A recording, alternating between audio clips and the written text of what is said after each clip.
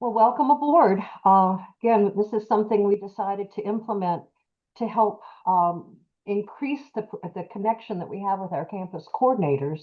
So we're really looking forward to doing this on a quarterly basis. We're going to welcome you, obviously.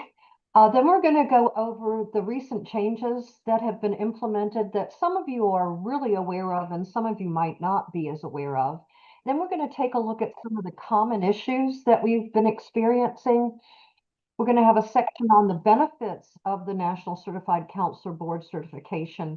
And then as we were creating this, we decided to highlight a particular credential each quarter. So we'll present the credential of the quarter, and then we'll open it up for questions. Like I said, the presentation we did yesterday took a little less than a half an hour, so there should be plenty of time for questions. So we have three people from NBCC with us today, hosting the meeting, and I'll let them each introduce themselves. So Tanya, why don't you start? Hello, good morning, everyone. Thank you for attending our first quarterly meeting, the second time slot. I am Tanya Marie Tinsley. I am the new Director of Certification and Credentialing Services. Started here in September 2024. I bring a wealth of information as a counselor educator, a counselor, licensed counselor in a number of states, and really understanding the campus coordinator role in my previous position. So I'm excited to be here to help increase knowledge and awareness, but also to support Carolyn and the Kendra and our team that we have. We have a wonderful team as it relates to our area. So I'm just glad to be here and to participate and help with answering any questions. And of course, I'm Carolyn, and most of you know me. My title is University Programs Manager. I've been with NBCC now for almost 12 years, so have been serving in this role of helping the universities for a while. And I really enjoy what I do, and I enjoy working with each of you. And it's so good to see names and faces that I recognize in the chat. I would turn it over now to Kendra, and she's going to introduce herself. Good morning, everyone. My name is Kendra Attaway. I am the Stakeholder Services Manager, and in our service, we pretty much answer any questions or inquiries that the applicants and stakeholders and students may have. And so with that, I would invite you to put your name in the chat along with your institution. Awesome. All right, let's go over just some of the recent changes to make sure everybody's kind of on the same page. About a year and a half ago, we did away with the two finite testing periods, the fall and the spring testing periods. And instead, we've gone to a rolling application process. And what that means is that we can put students into our database at any time during the year, not just the fall and spring periods. It also means that there are no longer any hard and fast deadlines. It used to be that you would have to gather your names and probably give your students a deadline for them to give you their information, and then get that information to us, and we would put them in the database in time for whatever the applicable cycle was. But now that no longer applies, and you can send us rosters or additions to rosters whenever you have students who are ready to apply.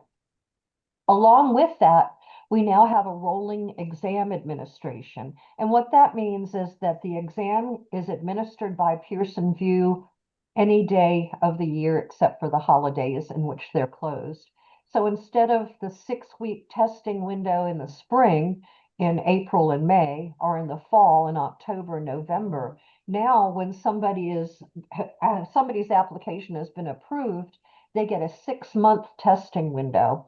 So for example, any student that I would approve today, their testing window would be from June 17th through December 17th.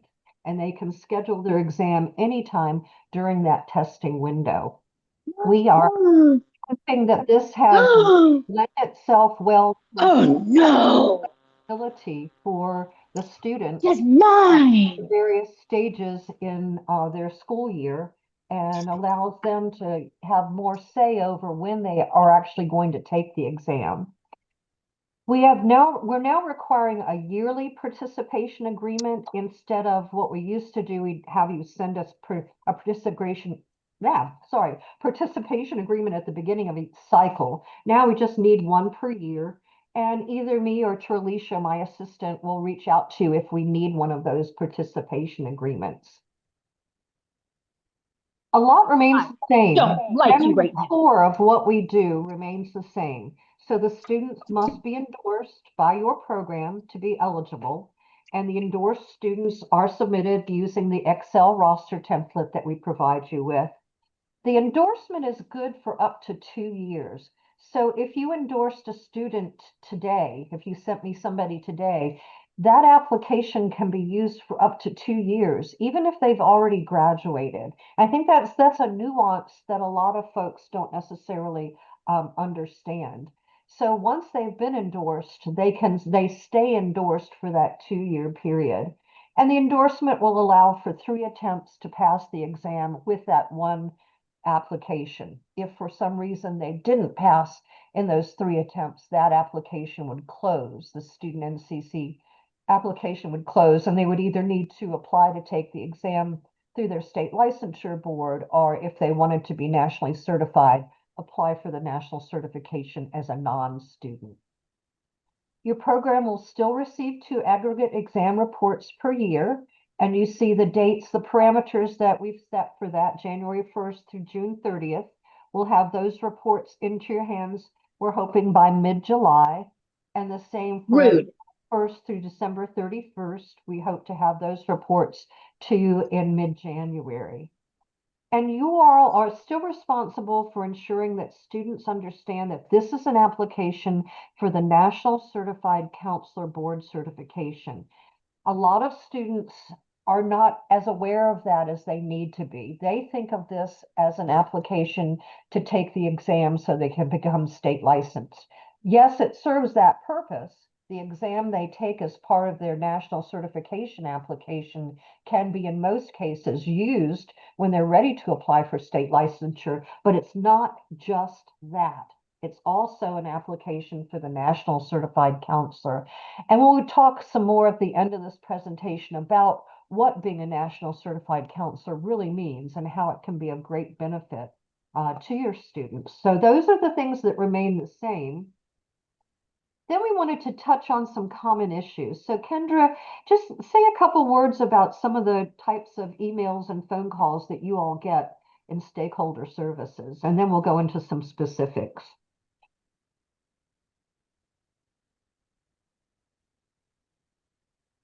Sorry, I was on mute. You were muted, I figured. So we do answer the emails, phone calls. Common questions we do get is the difference between NCC state licensure, name changes. We get many of those requests and questions about those. And yeah, that's pretty much it. Just needing assistance with logging into or establishing their student applications. Right. Um, Now, Kendra has a good number of customer service representatives. How many are in your department right now, Kendra? So we have 6 individuals, 2 that concentrate mostly on admin and transcripts, but the Right. rest answer phone calls and emails. And they're very adept at answering some of the common questions, but if they don't know the answer to something, or if they're seeking more information, they contact either me or Tralisha or somebody in the certification department. But they're sort of our first line of fire as far as answering questions. So let's take a look at some of the most common issues. The first one is not seeing the endorsement email.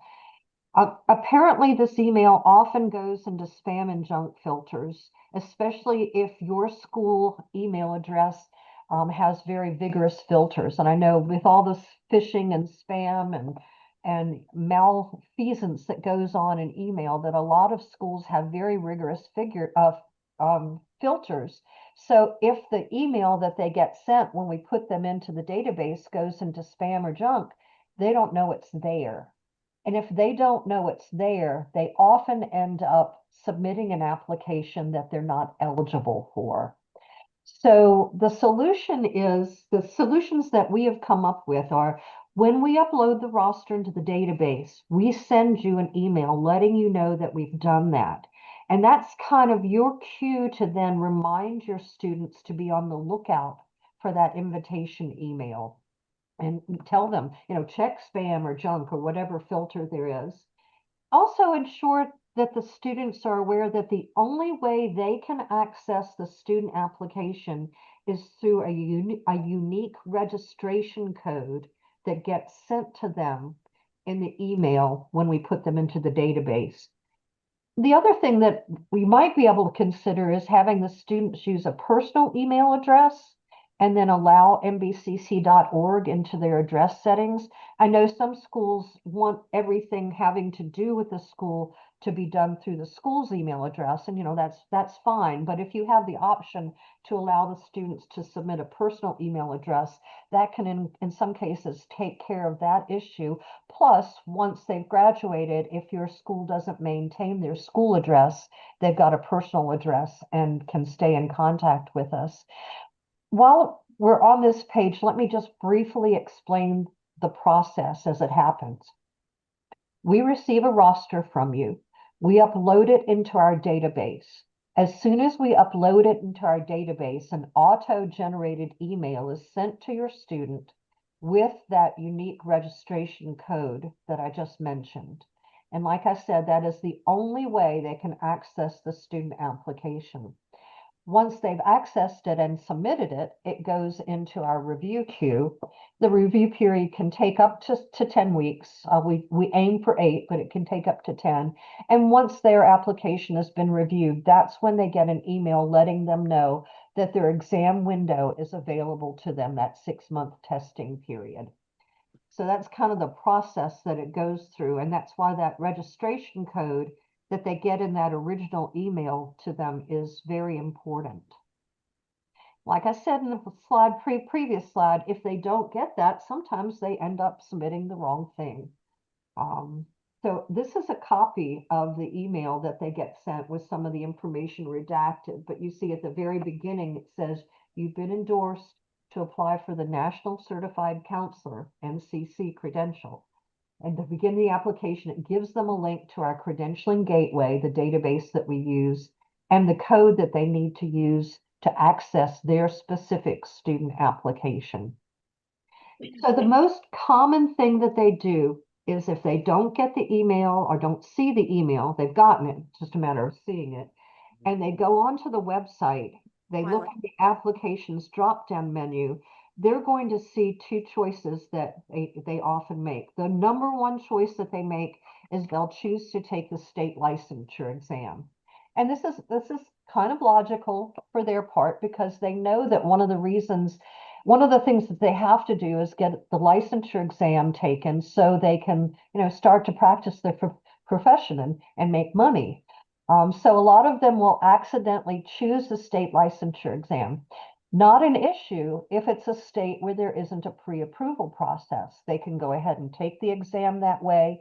The downside of that is that it does not include the National Certified Counselor. They would have to add that after the fact if they truly wanted to be nationally certified counselors. Sometimes they'll choose the NCC application that's intended for people who have already graduated. They'll get stopped in their tracks at that point because when they start the application, it asks for their graduation date. And if they put a date in the future, the application tells them, you can't do this.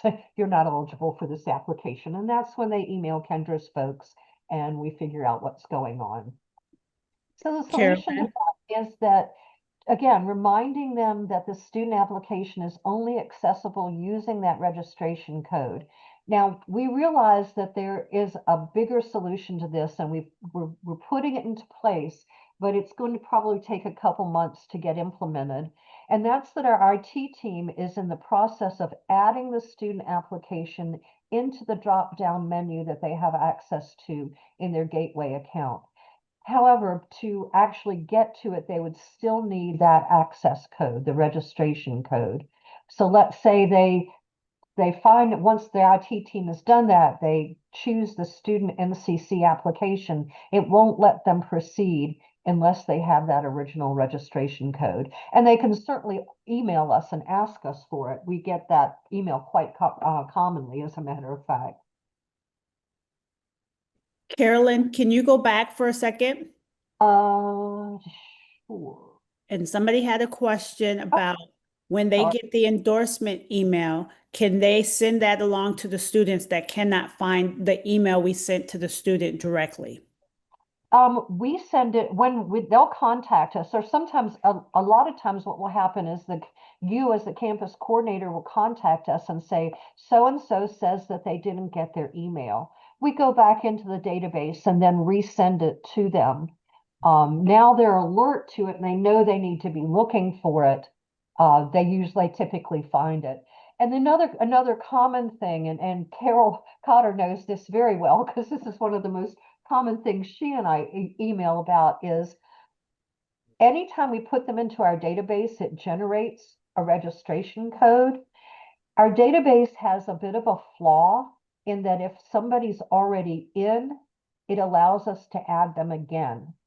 So if you've submitted somebody on your roster more than once, they have more than one registration code. And oftentimes they'll use an old email with the old registration code and then get frustrated because they can't get in. They need to contact us and we'll give them the most up-to-date registration code. So that's another thing that typically happens with this.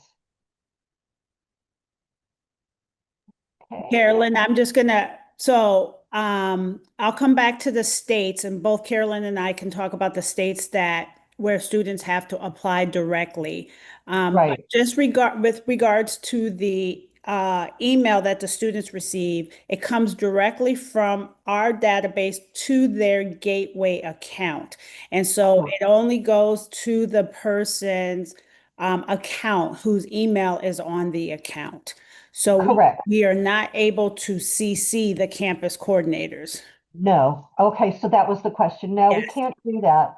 But we're certainly happy to, when we put a roster in, if you'd like, and we email you and said, hey, we've just put your roster in. If you'd like a copy of that email that gets sent, we can certainly copy and paste that in and let you know at that time what it looks like. And this is what it looks like, but there's, it's longer than that. We just truncated it to get it onto that page, but we're happy to send you what that looks like at any point that you need it. But we cannot include you in on every email that's sent. Excellent question, though. And they would just like to be clear when the students log into their gateway, what is it that they will see to you? Which application should they use?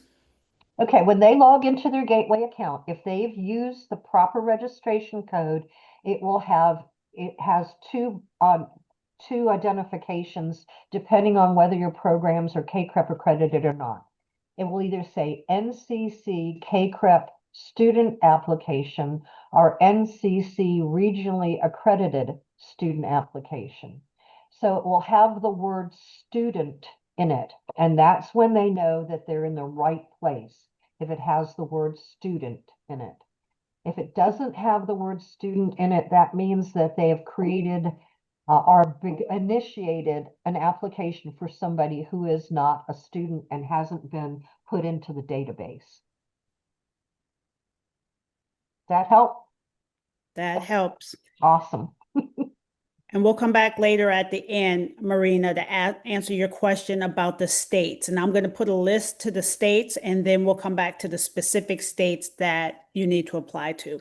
Right. And we've got one slide that we'll get to that shows the states that students aren't eligible to test through. So that is the number one issue when they apply to take the exam through the state licensure board. State boards have different eligibility requirements. Some boards will allow for exam registration with nothing, not even a proof of a completed degree. So if a student applies for to take the exam through that state licensure board, there's no issue. They can proceed as they want to. But like I said earlier, they wouldn't be nationally certified after just taking the exam through the state licensure board. They'd have to add that national certification later, and that costs $250. Now, most state licensure boards charge $275 for the exam. If you added the national certified counselor after the fact, after taking the exam for $250, that's a lot more expensive than the $335 that we charge for the student application that includes both. It includes both the national certification and an attempt at the exam. And some boards, and this is where it gets much more difficult for us and for the CCE personnel who manage the state licensure boards, some boards require a pre-approval process. And in that case, if the student has applied to take the exam through the licensure board, they're not eligible. In most cases, CCE has been very generous in giving a courtesy refund to those students who aren't eligible, but it's not necessarily guaranteed that they have to do so. And these are the boards currently. Now this changes because boards change their requirements, whenever they choose to. But as of June 1st, these are the boards that require a pre-approval process. So if you have students that have mistakenly applied to take the exam through one of these boards, they're not going to be able to do that until they meet the pre-approval process. And in most cases, that includes providing proof of a completed degree via an final official transcript. And in other boards, it also includes a separate pre-approval process from the board. The most difficult one is Illinois, which not only requires the pre-approval process from the board, but also from Continental Testing Services. So again, if you have students that would be accidentally applying in any of these states, they're going to be told they're not eligible. And while we can fix that, we direct them back to the student application. If they've accidentally deleted it, we add it back for them. If it's in an account that they haven't accessed, we let them know how to access it. But that causes a lot of paperwork and a lot of paperwork for our accounting department as well, because they have to refund that fee that was paid in error. Our most common states where this happens are Illinois and New Jersey. So those are the ones that I see the most often, but any of these states that would apply, if they tried to apply to take the exam through these boards, they wouldn't be able to. Another issue is the applicant name and ID, and I'm going to let Kendra speak to this so you don't have to hear my voice so much. Kendra, you want to talk to this one, please? All right, yeah, so for the application, the name and the ID, they must have their correct legal name. When you submit information on the roster, it is crucial that the first and last name match the legal ID the student would use when checking in for the exam. Those names have to match. Pearson VUE does not accept middle names or initials, so it's not necessary to put their middle name on the roster. If the name updates are needed, we need to be contacted at least 24 hours in advance of the scheduled exam appointment. So accepted IDs, it's required that they have 2 forms of original valid IDs. Both IDs must have the legal name and both must have a signature. The primary ID, which is usually a driver's license or passport, must also have a photograph. And it is recommended that they review the Pearson VUE ID policy before their exam date. Yeah, and that policy is available to them in a variety of ways.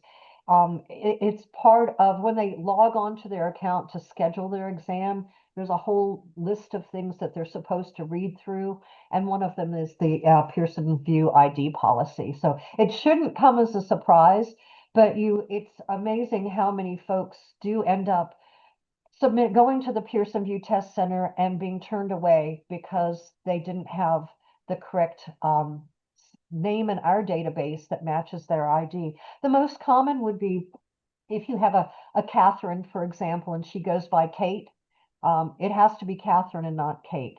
Or if you have somebody who uses a middle name instead of a first name, we need to make sure that we have the first name in our database.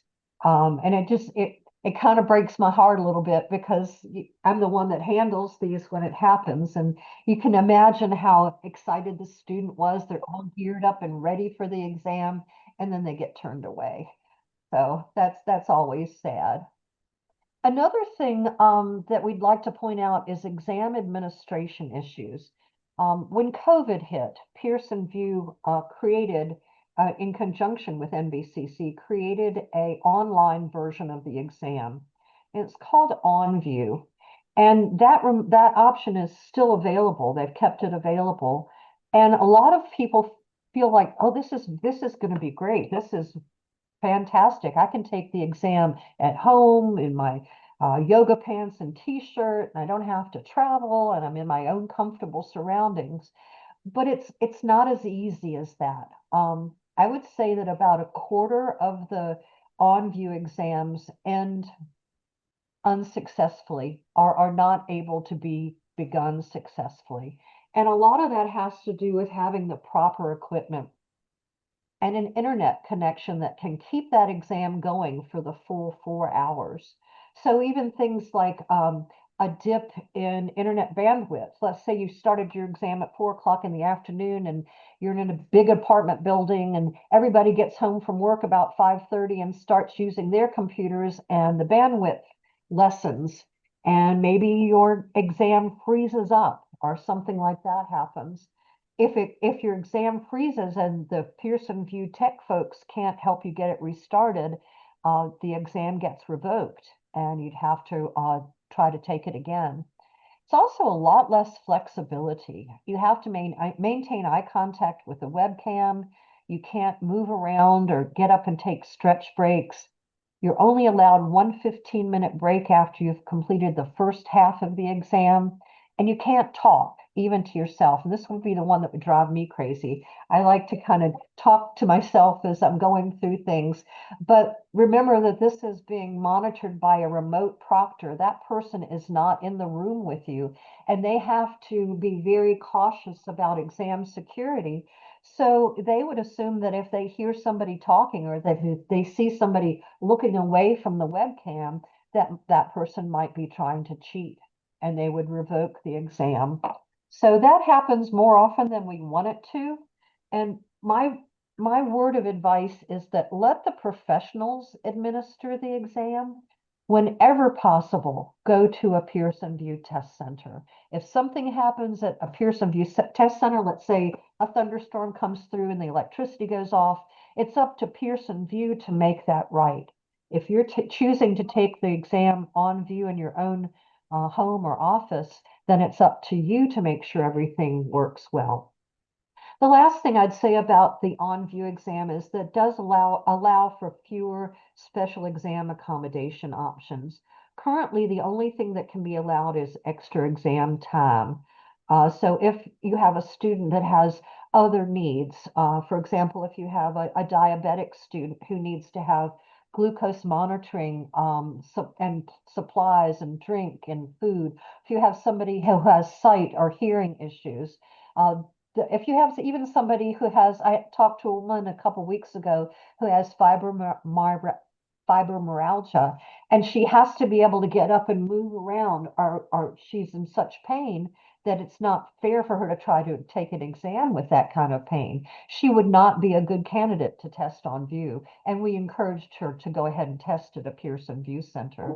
So those are just some of the things that I see as issues with this OnVUE exam. I know it's very attractive to try to avoid having to go to a test center, but I'd consider it very carefully before I made that commitment.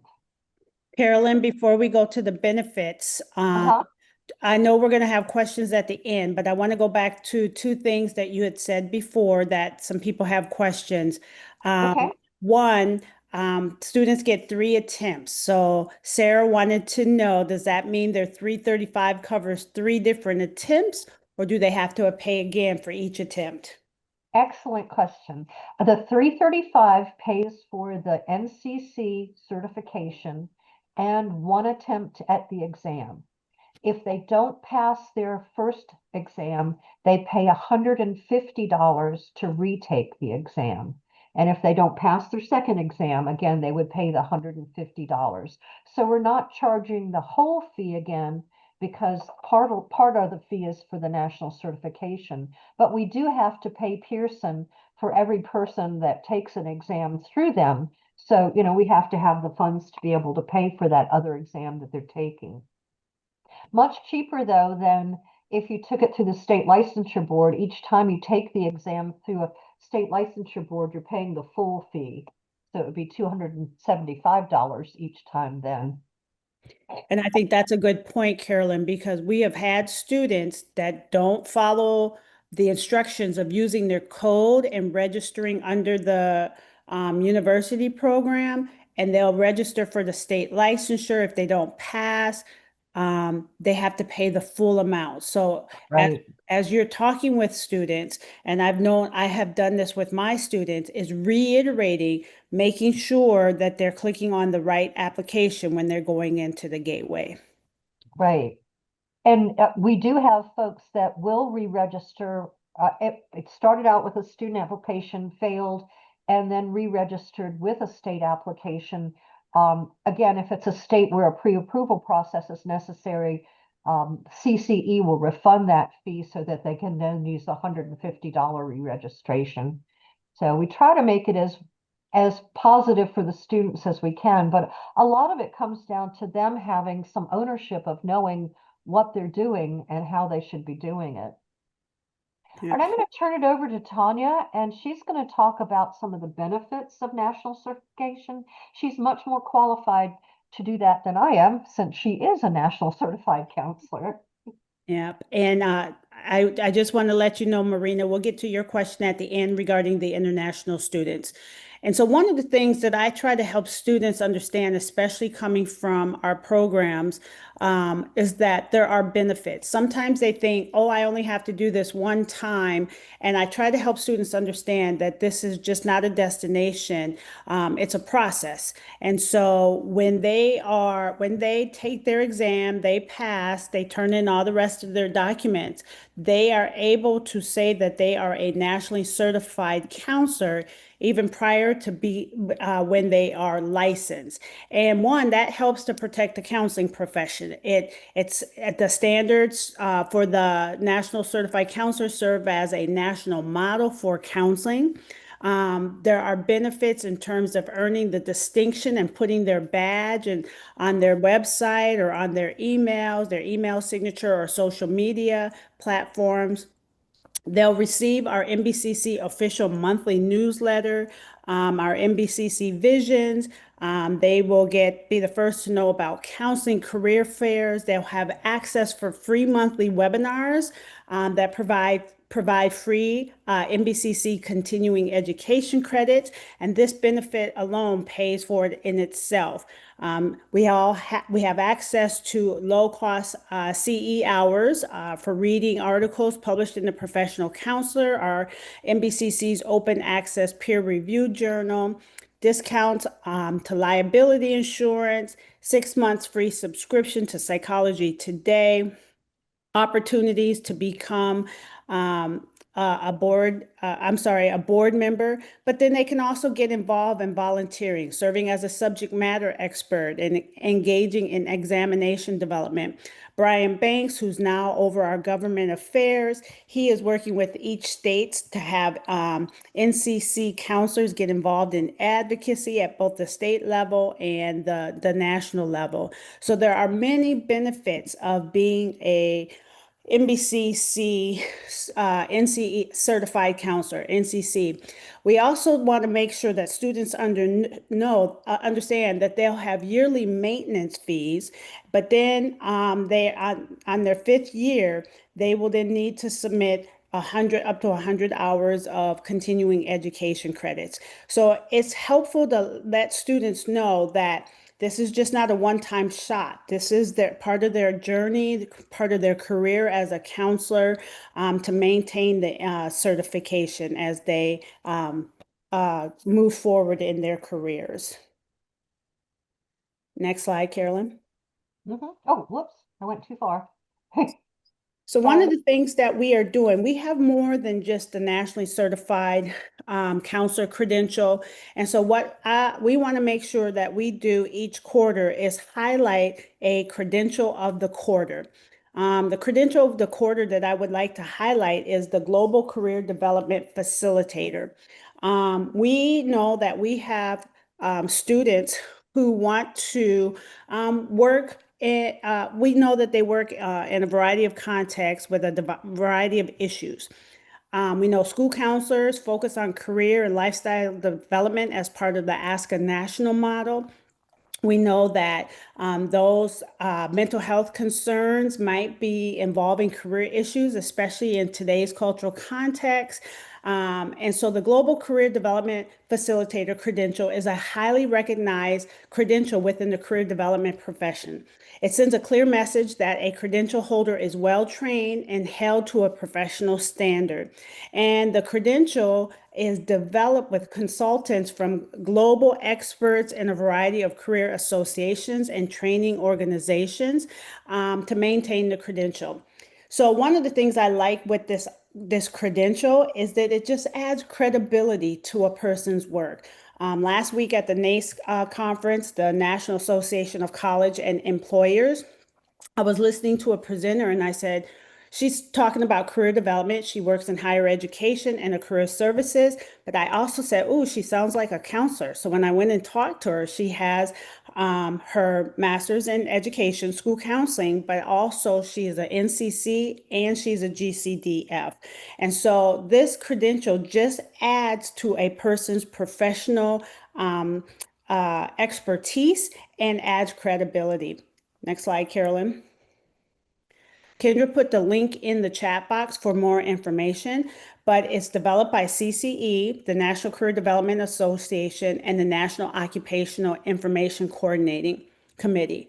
Now, what's nice about this is that there are some states that recognize this credential for professional career advancement and/or employment. Maryland, Michigan, the Carolinas, Ohio, Tennessee, and Wisconsin. So students in those and professionals in those states will have a recognized credential that assists with career advancement, salary increases, as well as employment. Next slide. So the GCDF, I'm sorry, anybody who has dogs and pets knows when you hear something, you start wondering what's going on with your dog. I'm sorry. Just give me 1 second. I just heard something. One of the things about working from home, the pets are there with you. I'm sorry. Carolyn, can you just talk about this for a second? My dog is getting sick. Okay, yeah, I'll take care of it. You can see what the required training is, and it varies depending on the degree level. So for somebody holding a graduate degree, it's 1,400 hours. And for somebody with a bachelor's, it's 2,800. And then there's some training that has to be done. Our affiliate CCE has the registered credential training providers, and it covers the 12 competency areas. Like any of our credentials or certifications, there is a code of ethics that needs to be adhered to. And you see those at the application fee and the annual maintenance fee there. So again, we had decided that we would highlight one of these probably lesser known credentials that NBCC and CCE offer each quarter, and we chose this one. I think partially because Tanya had just been to that conference and had spoken to the person who was a career facilitator. So now we're going to open it up to questions. But before we do that, I would like to encourage both you and your students to use as your first line of contact either me or my assistant, Trelicia. She's at Campus Inquiry. NBCC.org. While Kendra's customer service folks can answer a large number of the questions that they get, the quickest way to get a question answered is to go straight to us. Because let's say, for example, one of Kendra's customer service folks gets a question and they're not quite sure how to answer it. So they contact me and they ask, how do I answer this question? I have to let them know. And then they let the person who asked the question know. Much simpler just to go straight to the source. And we enjoy interacting with the students, both Tralisha and I, and we welcome you all to have your students ask us questions. And obviously you all are very good at asking me questions, and I appreciate that. Now, I saw from the chat that we had a question about international students. Let me say a couple things about that. International students can apply. The one caveat for the international students is they have to take the exam at a Pearson VUE testing center. That OnVUE remotely proctored platform is not available in any country other than the United States. But if you have students who are living overseas and want to apply, the process is pretty much the same. One of the things that would affect international students is if they're not enrolled in one of our participating universities and have an international degree. That's a whole different ball of wax. Then they have to have a degree equivalency done. But let's say there's a student from Liberty University. I'll speak to you, Keely, since you have so many of our students. Let's say there's a student from Liberty University who is living overseas in Germany. That person can still apply, can still take the exam. It would just need to be at a Pearson VUE test center. And there's a pretty good liberal sprinkling of Pearson VUE test centers in Europe, Africa, Asia, and South America. So there's generally a Pearson VUE test center available. And the other option is if you have folks who are overseas because they're in the military, there are a number of military bases that are allowed to proctor the exam as well. So that's another option. I'm going to stop sharing. Carolyn, another question is from Margie. I hope I pronounced your name right. Margie McCarty. She's new coordinator and will be sending out information for the first time this fall. Is there some kind of boilerplate email or visual to invite the students to apply my first time around? And do I send my roster to you or to NBCC? So I'm going to explain that process a bit more. Yeah, we'll try to make it as straightforward for you as possible. You can send the roster to me. We have a couple of resources that are available to help the process make sense to students. One of them is an infographic that's on the faculty section of our website. And I'm happy to send a copy of that, a PDF attachment of that to you if you would like. Just email me after this is over and I'll respond back with that. What that does is it lays out the process for the students so they know this happens, then this happens, then this happens, then this happens. So I think that's a good resource to use with students. I also have a number of campus coordinators who create a email to send to the students, and they ask me to take a look at it ahead of time to see whether they're accurately representing what their students need to know. I'm happy to do that for you. If you've got a preliminary email that you'd like to send out to your students to let them know what this is about, I'm happy to take a look and see, do you have everything represented properly? Do I have any suggestions about what else you could add? And I've done that for a number of our institutions, including one of our biggest, Walden. You can imagine Walden with their thousands of students has to have a good way to keep in contact with the students. So the campus coordinator at Walden always sends me the email that she's getting ready to send to her students, and I take a look at it for her. And again, that's something I'm very happy to do. And I'll just add something that Carolyn has been doing and we've started doing together is if any of you would like to have us come and do a webinar for your students, we will do a webinar and help walk them through the process as well. So we are doing campus presentations, classroom presentations, and this is a standalone presentation. We can do it as part of any of your classes, whether it's orientation to counseling or when they're getting into the internship phase. Yeah, we're really happy to do that. And we're one of the things, it benefits us in that the students have a lot more knowledge and end up getting into fewer issues. Plus, I think they gain a sense of appreciation for what the MCC is. Yeah. Other questions? Carolyn, there was a question about the 2-year, 6-month window. Can you explain that again? Okay, so when we enter the student information into the database, it creates the student application for them and sends them the email with the registration code. Once they have accessed the application and submitted the application, their 2-year window starts.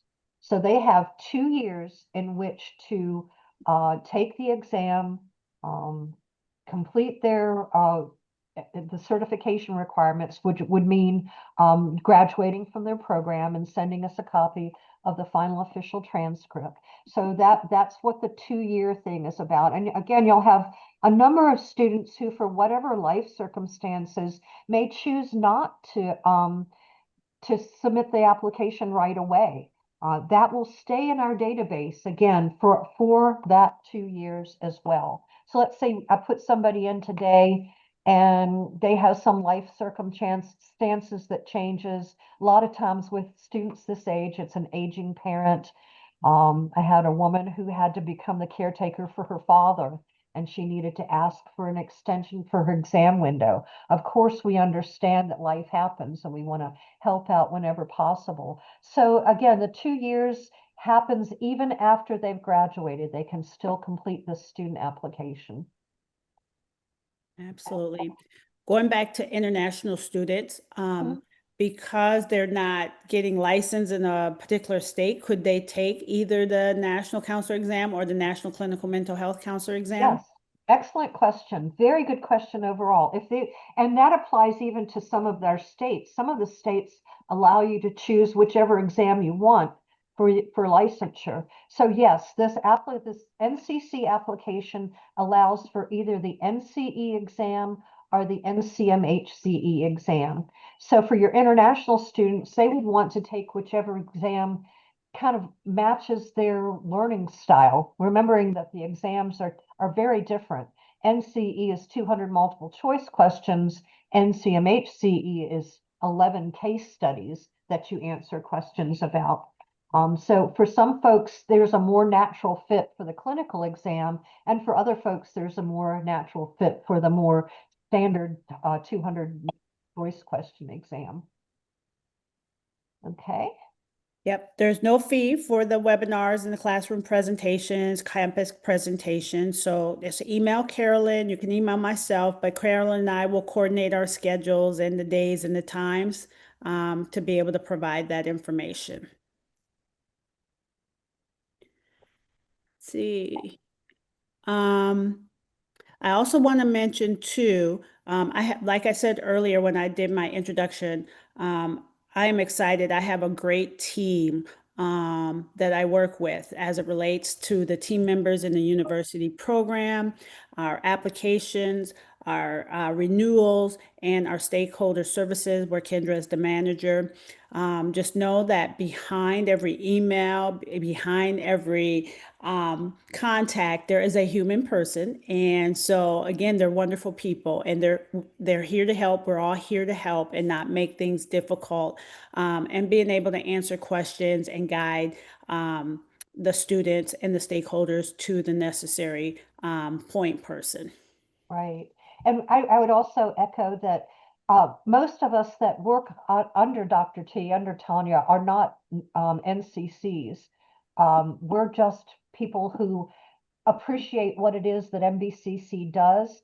And my background, for example, is in higher education, but I love my job at NBCC because I feel like I'm helping facilitate bringing competent caring counselors into a world that desperately needs them. So every time I help a student get, from point A to point B, that makes me feel like I'm supporting the counseling profession. So I take a great deal of satisfaction in that.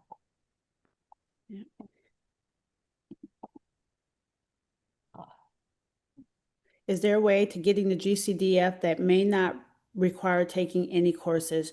Unfortunately, no, that they have to take the courses through a registered credential training provider.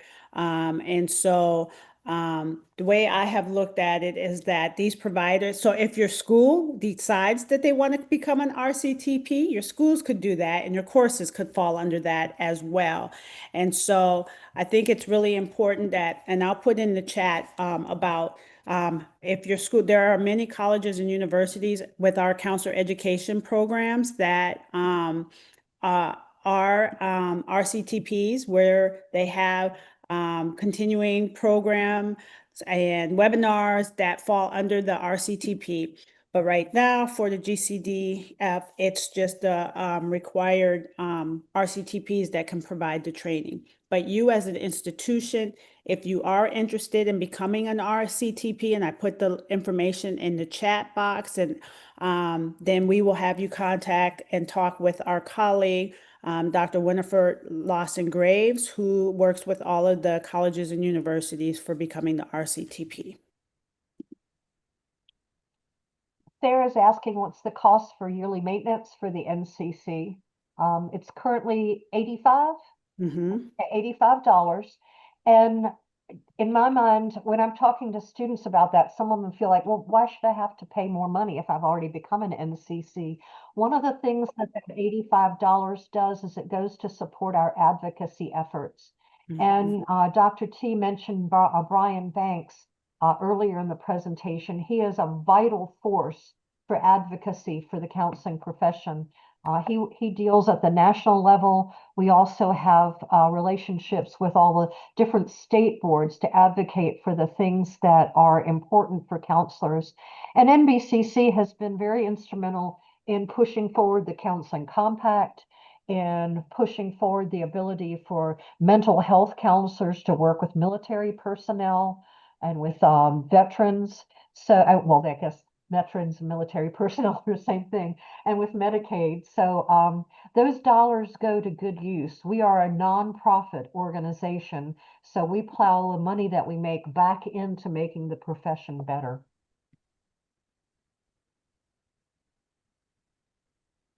Other questions?